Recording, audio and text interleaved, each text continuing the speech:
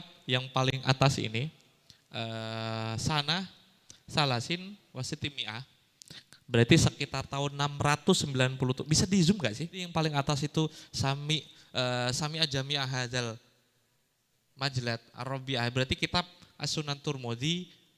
Ada seseorang mendapatkan, mengkhatamkan kitab ini kepada seorang kiai.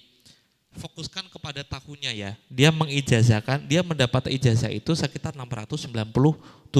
Di bawahnya itu ada silsilah dari isnad. Sunan Turmudi yang sampai kepada saya ternyata isnadnya dari abah saya, dari sini, dari Mbah Mun, dari Mbah Zubair, dari sini, dari sini. Seperti inilah yang dituliskan ulama di masa lalu. Dan dari sini saya temukan nama Asyarif Al-Alamah Abi Abdillah Muhammad bin Abdurrahman bin Alwi bin Muhammad Al-Faqihil Muqaddam. Mbak Alawi dituliskan di sini salah satu cucunya dari Faqihil Muqaddam. Assalamualaikum warahmatullahi wabarakatuh, saudara sekalian dimanapun Anda berada. Pada kesempatan kali ini kita akan sama-sama menyaksikan Gus Rumail ya, yang secara mengejutkan bisa kita bilang kalau kita saksikan video yang akan saya tayangkan nanti, yaitu menemukan bahwa ada kitab sezaman yang mengisbat daripada keberadaan yang namanya Ba'alawi ini. Oke, selengkapnya mari kita sama-sama simak video berikut. Oh, di sana. Oke. Next. Saya berusaha mengawali dari bagaimana cara ulama nasab mengisbatkan nasab ya. Nanti itu saya berikan insight betapa pentingnya sumber sezaman. Jadi ada musalamat antara saya dan Kiai Imad bahwa bukti sezaman itu perlu. Kendati pun demikian, saya fokusnya ada di sejarah, kajian historis, dan akan mengkritik apapun yang bisa dikritisi dari kajian historis. Nah, untuk ulama nasab ternyata memiliki kaidah ilmiahnya sendiri. Mereka memakai kaidah tasamu atau syura istifadoh, bisa dilihat ya. Ada 4 macam paling tidak, berarti kan catatan dari keluarga yang sahih. Terus yang kedua syura istifadoh atau biasa dikenal dengan tasamu, bisa didengarkan kayak Gus Hasan ini bin siapa semua orang di Bondowoso mengerti. Dan itu adalah yang dimaksud dengan surah wastifado. Surah belum tentu istifat dan mustafat belum tentu surah. Keduanya bisa jadi berbeda, tapi salah satu di antara keduanya yang bisa sahih untuk mengisbatkan nasab. Selanjutnya ada al-iqrar, berarti kan konsistensi dari sebuah ikrar, dan yang terakhir adalah seperti Mahdi Rojai yang mengisbatkan Ba'alawi ketika diragukan mengirimkan surat, itu bentuk dari tahqiq seorang muhakkik itu. Nah, problemnya saya bawakan dari Muqaddimat fi ilmin nansab. Ini kitab baru karena saya ngerasa paling representatif. Kenapa ada gugatan seperti Kiai Imad gitu? Karena jika suhro wastifado itu berlaku sepanjang masa, kenapa orang yang dikenal sebagai anak dari leluhur dari seorang mujtahid mutlak bisa sampai tidak tercatat? Jika suhro wastifado itu dikenal, kenapa nampaknya tidak pernah sekalipun dinotis oleh ulama di masanya? Jika suhro wastifado itu berlaku sangat umum, kenapa tidak ada satupun bukti bahwa dia itu ada? Itulah kenapa Kiai Imad itu bertanya-tanya, sebenarnya Ubaidillah bin Ahmad al-Muhajir ini benar-benar ada atau tidak gitu. Makanya di redaksi yang selanjutnya ya, ketika ada bukti yang dimaksud dengan baina sorihah, Kiai Imad memiliki definisi yang berbeda dengan saya. Asy-Syajarah Al-Barokah beliau anggap sebagai baina sorihah. Baina sorihah itu bisa dipakai untuk mengibtol nasab. Jika memang kemutawatiran misal Gus Umar bin siapa itu udah syuhro wastifado, ketika ada bukti sahih seperti keluaran Dukcapil mengeluarkan Gus Umar adalah bin orang lain, itu bisa membatalkan syuhro wastifado. Begitupun sebaliknya. Nah, slide yang kedua, saya ngasih satu contoh lagi bahwa mengibtol nasab itu bukanlah selanjutnya Kang Admin. Nah, ini bukan berusaha untuk menambahi perkara ya. Bani Qatadah itu kan sahih. Banyak asrof di Al-Hasani di Mekah. Salah satu ulama sezaman sekitar 565 itu membatalkan nasabnya. Jadi perkara ibtolun nasab itu bukan perkara yang baru gitu maksud saya. Di Lubabul Ansab, Ibnu Funduk itu sekitar 566 itu membatalkan salah satu datuk bil ittifaq. Redaksinya bisa dilihat bil ittifaq. Nama Abdullah bin Muhammad bin Musa As-Sani yang menjadi datuk semua Bani Qatadah Al-Hasani itu dibatalkan. dan bil ittifaq. Saya tidak sedang berusaha mendorong jenengan bahwa ini dibatalkan, enggak. Ini sekadar contoh. Dan yang lebih shock lagi mungkin kalau jenengan nggak tahu, slide selanjutnya. Saya dapat manuskrip dari Imam Safaroni, seorang ahli nasab sekitar abad ke-8 atau ke-9. Bisa dibaca. Kira-kira siapa tokoh yang sedang beliau batalkan nasabnya? Syekh Abdul Qadir Al-Jailani. Gitu. Jadi membatalkan nasabnya Ba'alawi bukan kali pertama. Bahkan Bani Qatadah yang sangat-sangat ring satu kesahihannya itu menurut Habib Rafael ya itu. Sangat ring satu di Hijaz, itu ternyata bisa dibatalkan. Dan jangankan itu, Syekh Abdul Qadir pun ternyata bisa dibatalkan. Konon, seperti yang ditulis oleh As-Safar ini, orang di Syam, berarti Syria ya, itu populer mengisbatkan silsilahnya Syekh Abdul Qadir Jailani dengan 2 jalur seperti ini. Bisa dibaca di sebelah kanan, kalau misal yang sebelah kiri nggak bisa dibaca. Ini kata Safaroni, yang paling bawah. Kilahuma ada 2 isnad, ada 2 nasab yang disandarkan kepada Syekh Abdul Qadir Jailani. Kilahuma ghairu shahihin wa qad turi'a, dan silsilah ini dibuat-buat gitu. Padahal kalau jenengan itu punya ijazah manaqib dari Syekh Abdul Qadir Jailani, salah satu silsilah ini kan yang jenengan yakini. Nggih. Nah, ini sekadar contoh biar jenengan enggak terlalu kaget bahwa membatalkan nasab itu bukan perkara yang baru. Oke, clear ya? Ada pro Kiai Imat nanti silakan, forumnya nanti lebih enak. Oke. Next, mungkin lanjut. Nah, kali ini kita akan membahas tentang Bani Ba'alawi atau Bani Alawi. Terus sekaligus selanjutnya melacak Ubaidillah bin Ahmad al-Muhajir. Pokok pertama Kiai Imat membatalkan nasabnya Kiai Ba'alawi atau Ubaidillah itu berangkat dari kitab yang namanya An-Nafah al-Ambariyah. Gitu. Kenapa? Selanjutnya mungkin karena Abu Alawi di kitab itu yang diproduksi sekitar tahun 880 menyebutkan kalau Abu Alawi adalah min nasli Bajadid. Jadi ada sebuah redaksi sekitar tahun 880 dari kitab seorang ahli nasab namanya An-Nafah al-Ambariyah menyebutkan kalau yang disebut dengan Abu Alawi, leluhurnya Bani Alawi sekarang, itu ternyata hasil cangkokan kepada ahli Bajadid yang sudah terkonfirmasi sebagai syarif.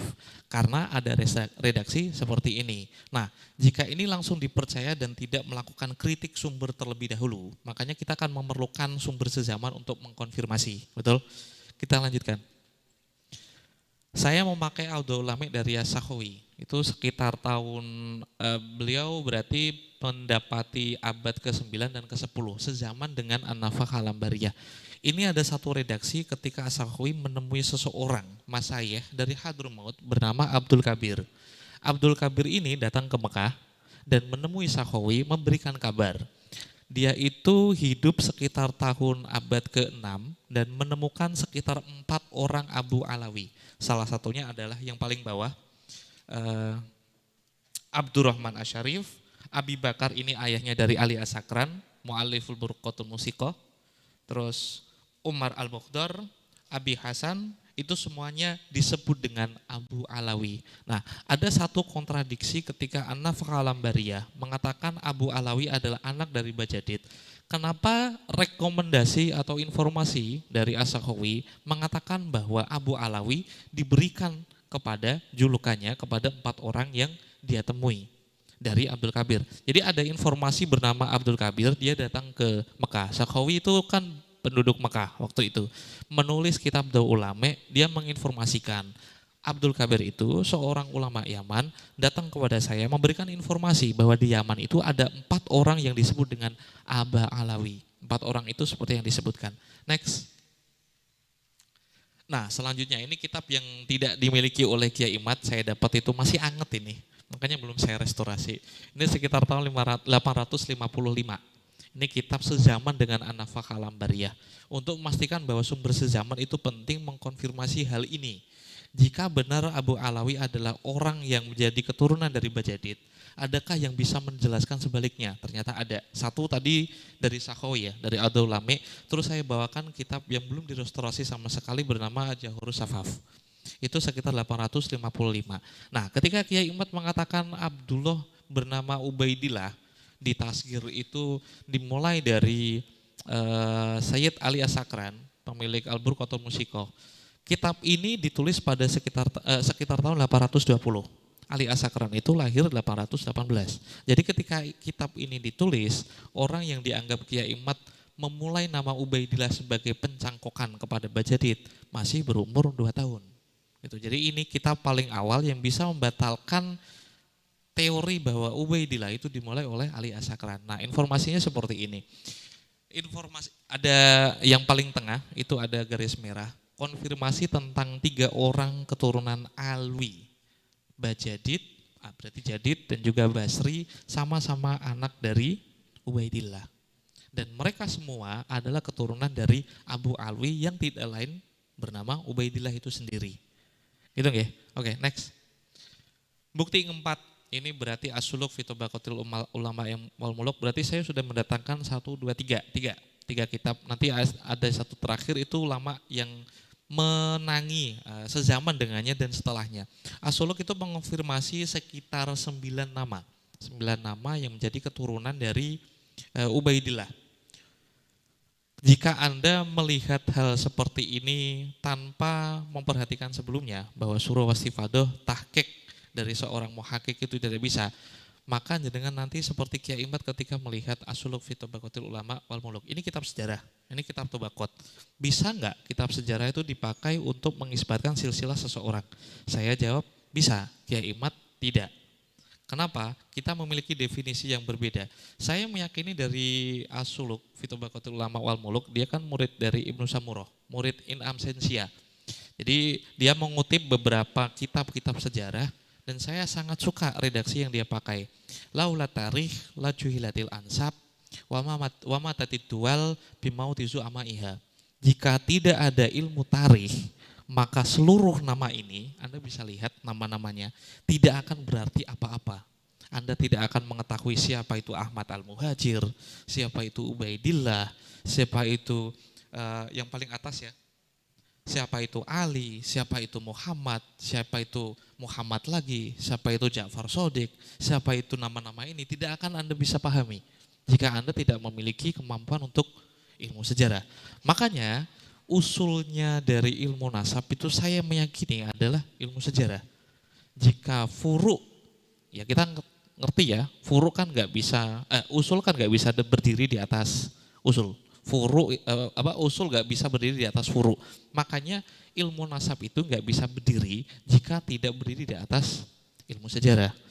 Tanpa pengetahuan apapun tentang Ahlul Bait lah, kira-kira nama ini tanpa ilmu sejarah bermakna atau tidak nama-nama ini? Siapa itu Ali? Siapa itu Muhammad? Siapa itu, kelihatan ya? Siapa itu Jadid? Siapa itu Abdullah? Terusannya, siapa itu Ja'far Shadiq? Siapa itu Muhammad Al-Bakir? Al-Bakir itu bermakna apa? Jika tidak memiliki kemampuan tentang sejarah, ini tidak akan berarti apa-apa. Nah, bedanya Kiai Imad dengan saya itu beliau hanya kolot memakai kitab nasab. Sementara Al-Janadi sendiri itu memakai ilmu sejarah. Dan ini buku tentang tobakot, sejarah. Nah, bisakah dipakai? Sangat bisa.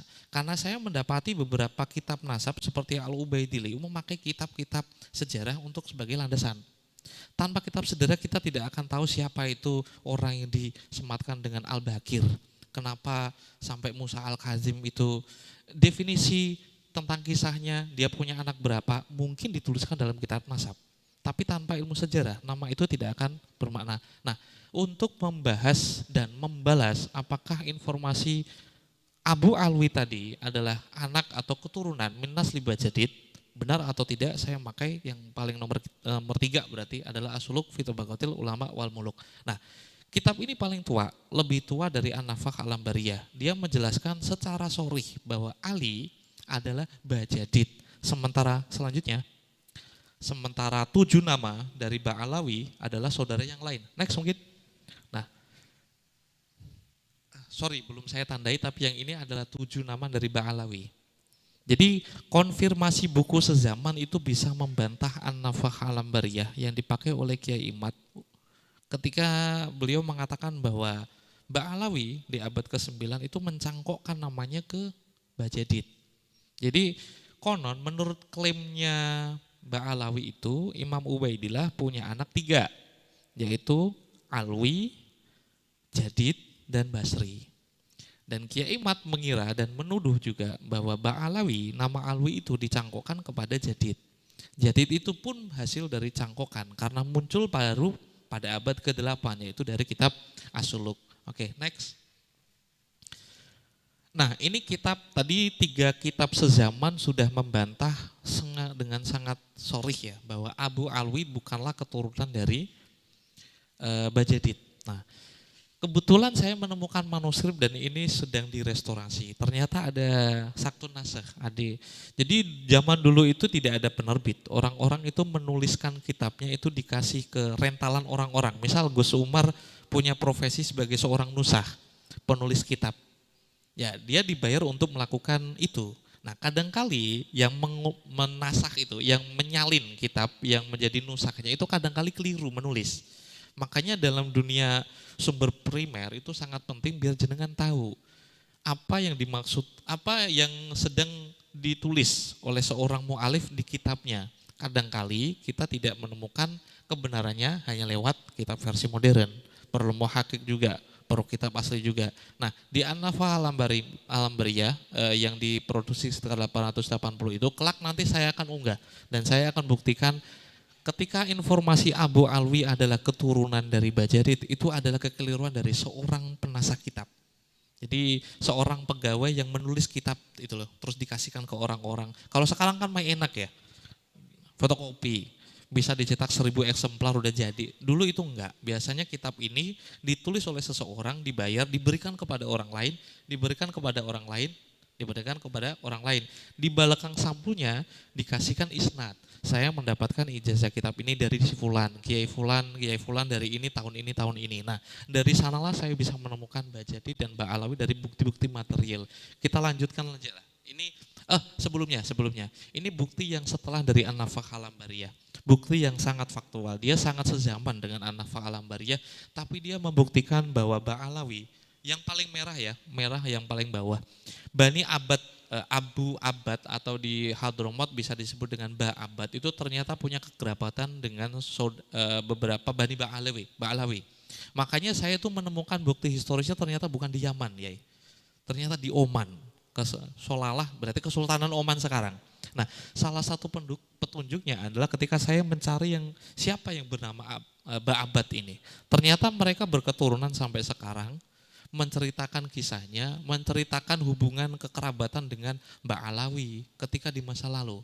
Dan dari sini udah ada konfirmasi kalau Aba Alwi bukanlah orang lain kecuali dia itu julukan bagi keturunan Ubaidillah. Dan Aba Alwi itu adalah kunyah yang diberikan kepada Ubaidillah bin Ahmad Al-Muhajir. Jadi sudah ada kitab 3 sezaman dan lebih tua dari An-Nafakh Al-Ambariyah dan yang sezaman.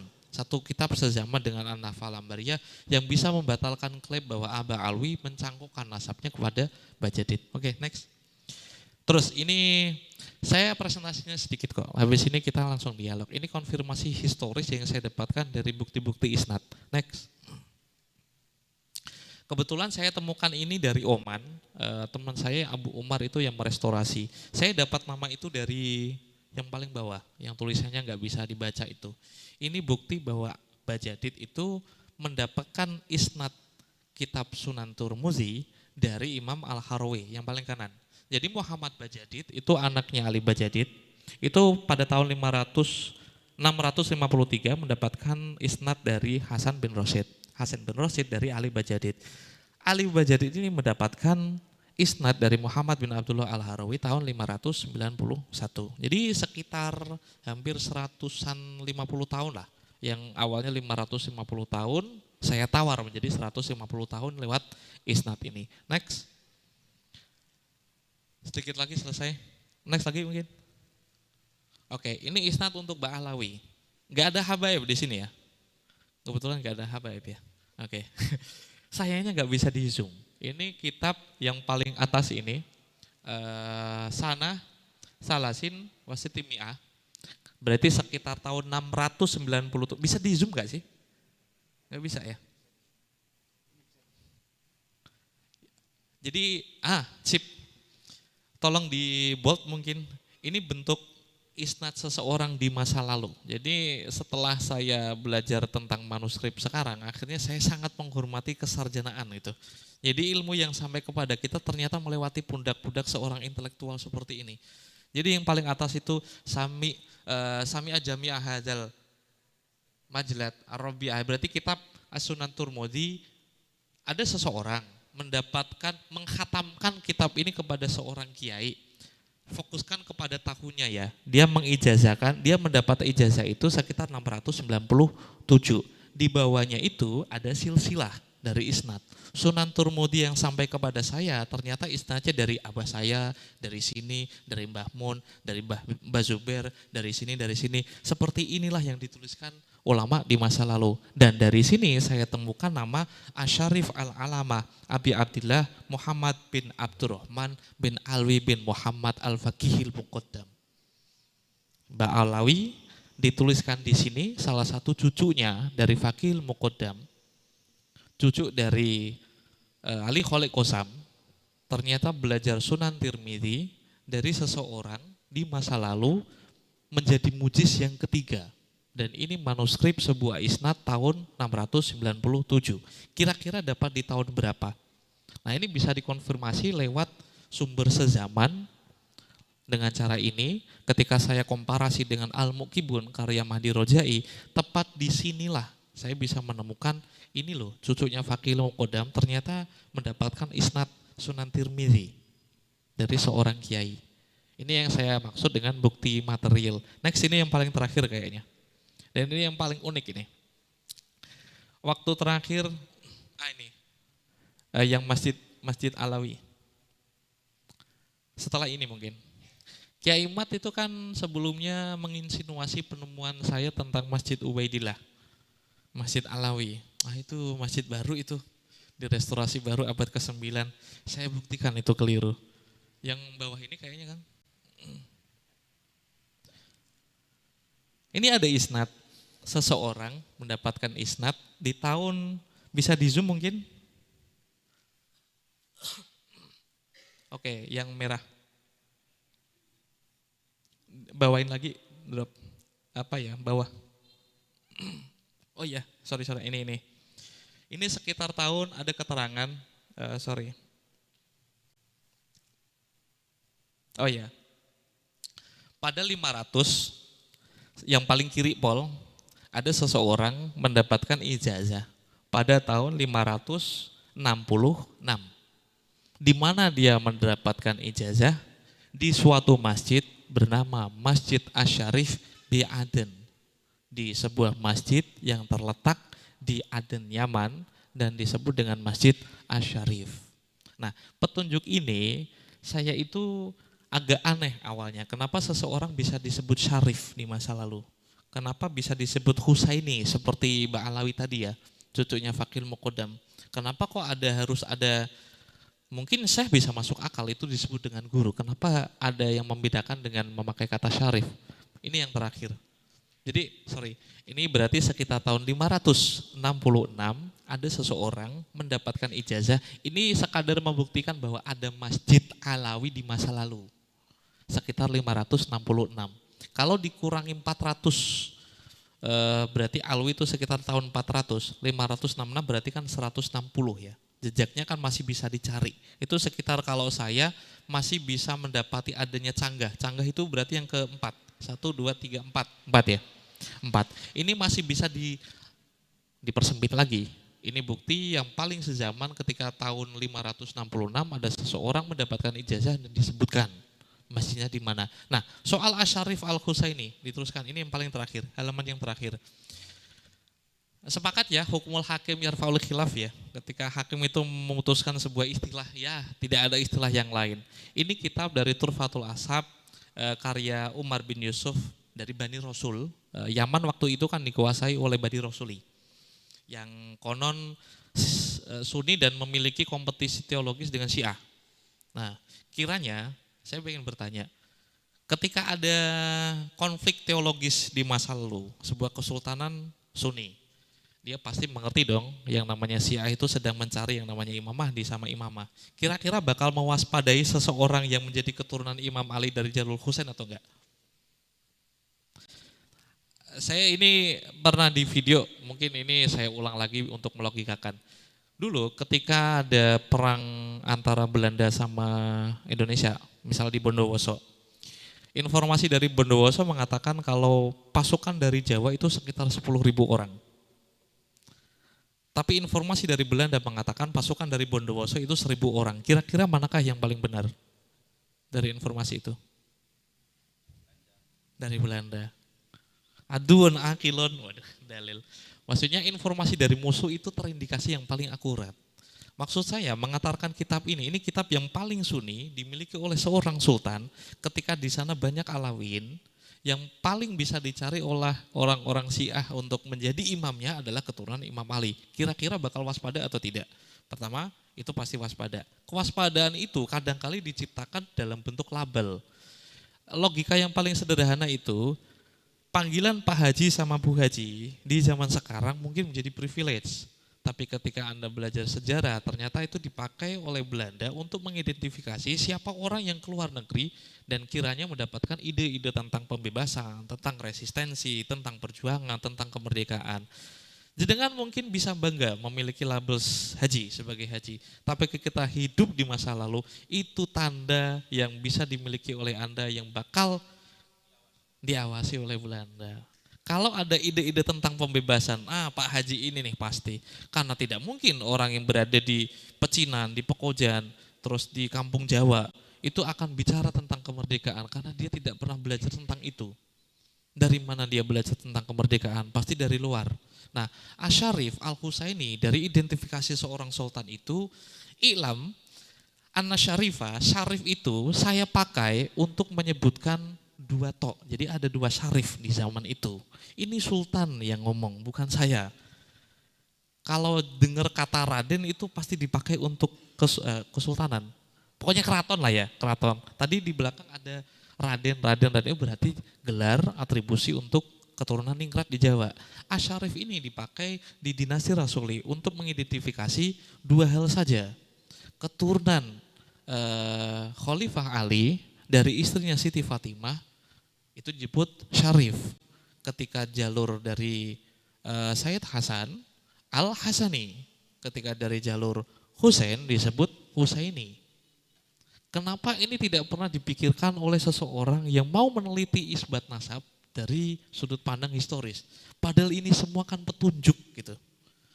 Seorang sejarawan atau detektif itu tidak akan meninggalkan dan tidak akan melupakan hal ini. Ternyata ada Masjid Asy-Syarif bi Aden, itu ternyata bisa dilacak. Waktu itu yang disebut syarif adalah seperti ini. Jadi ini adalah konfirmasi bukti historis yang paling mentok ketika Kiai Imad mengatakan 550 tahun, sudah saya tawar menjadi 150 tahun. Terima kasih, cukup sekian dari saya. Assalamualaikum warahmatullahi wabarakatuh. Oke, saudara sekalian, luar biasa sekali apa yang disampaikan oleh Gus Rumail ya. Meskipun di sini, meskipun kita berbeda pendapat, berbeda daripada apa yang kita yakini benar, tapi kita harus yakini bahwa apa yang disampaikan oleh lawan juga ada datanya ya. Yang lebih baik itu adalah orang yang berilmu, merupakan orang yang berani beradu data mana yang paling sahih, mana yang paling eh, terbukti bahwa data yang disampaikan itu adalah benar. Dan saya yakin dan saya bisa kita bilang mudah-mudahan video ini sampai kepada Ki Haji Umaruddin beserta kawan-kawan, terutama karena ini menyangkut tentang manuskrip-manuskrip yang memang harus diteliti apakah itu manuskrip yang sangat asli atau memang itu hasil buatan-buatan ya. Karena ada tadi ditampilkan oleh Gus Rumain manuskrip-manuskrip yang menunjukkan bukti bahwa ada indikasi bahwa isbatan daripada Ba'alawi ini memang ada gitu, ada buktinya. Dan bukan dari sekedar kesaksian daripada ulama-ulama yang sudah dulu tentang sorehnya menulis daripada nama beliau kepada orang tuanya dan lain sebagainya. Tapi di sini lebih ke bisa kita bilang lebih ke pengisbatkan daripada bin-binnya itu ya. Dari anak ini, anak ini, anak ini.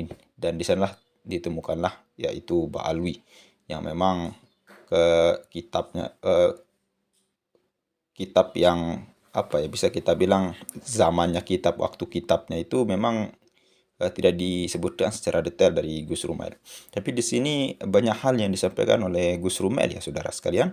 Dan mudah-mudahan video yang saya tampilkan tadi itu eh, bisa sampai kepada para ahlinya, terutama yang membela Kiai Jumaluddin, baik itu terutama pada Profesor Dr. Manham Ali, lalu kemudian Gus Jazuli mungkin yang memang banyak pengetahuan tentang hal ini.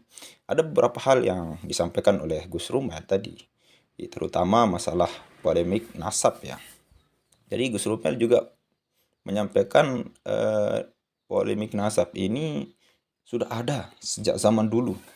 Makanya kita tidak heran gitu, tidak kaget dengan hal yang sekarang. Jadi sejak zaman dulu pun ada polemik nasab. Bahkan yang dibatalkan nasabnya itu kata Gus Rumel siapa tadi? Syekh Abdul Qadir Al-Jailani. Itu yang dibatalkan dulu oleh orang-orang lah yang memang punya data juga gitu. Mudah-mudahan ini merupakan tantangan untuk Ki Haji Amaluddin ya. Saya juga kaget sekali ketika Gus Rumel menyampaikan ada memang indikasi bahwa ada juga masjid ya yang mengisbatkan bahwa keberadaan masjid yang memang merujuk kepada keberadaan Ubaidillah gitu. Nah, ini merupakan PR dari Kiai Haji kita yaitu Kiai Amaluddin ya. Dari hal ini dan dari yang tadi mungkin ini menjadi konfirmasi juga untuk Kiai Jamaluddin ya, mudah-mudahan dijawab juga oleh beliau nanti mungkin melalui tulisannya atau mungkin melalui video pendek ya, yaitu terkait dengan perbedaan istilah atau perbedaan pendapat Gus yang paling mendasar atau yaitu tentang Gus Abbas dan tentang Rumail dan Gus Rumail dan Kiai Jamaluddin. Itu kalau Kiai Haji Imad itu ilmu sejarah kata Gus Rumail tadi, ilmu sejarah itu tidak terpakai untuk mengisbat nasab gitu. Nah, saya belum mengetahui bahwa Kiai Jamaluddin itu pernah bilang seperti itu atau mungkin Gus Rumail salah dengar ya. Tapi kalau Gus Rumail itu bisa gitu, bisa dipakai ilmu sejarah untuk menetapkan nasab karena ilmu sejarah itu merupakan bisa kita bilang ilmu usul ya, sedangkan ilmu nasab ini merupakan ilmu furu ya. Jadi furu itu jadi usul itu tidak bisa berdiri di atas furu ya, seperti kata Gus Rumail. Mungkin itu nanti bisa dijawab oleh Kiai Jamaluddin karena ini video masih hangat, masih baru ya. Oke, mungkin hanya itu yang dapat kita sampaikan. Sekian, assalamualaikum warahmatullahi wabarakatuh.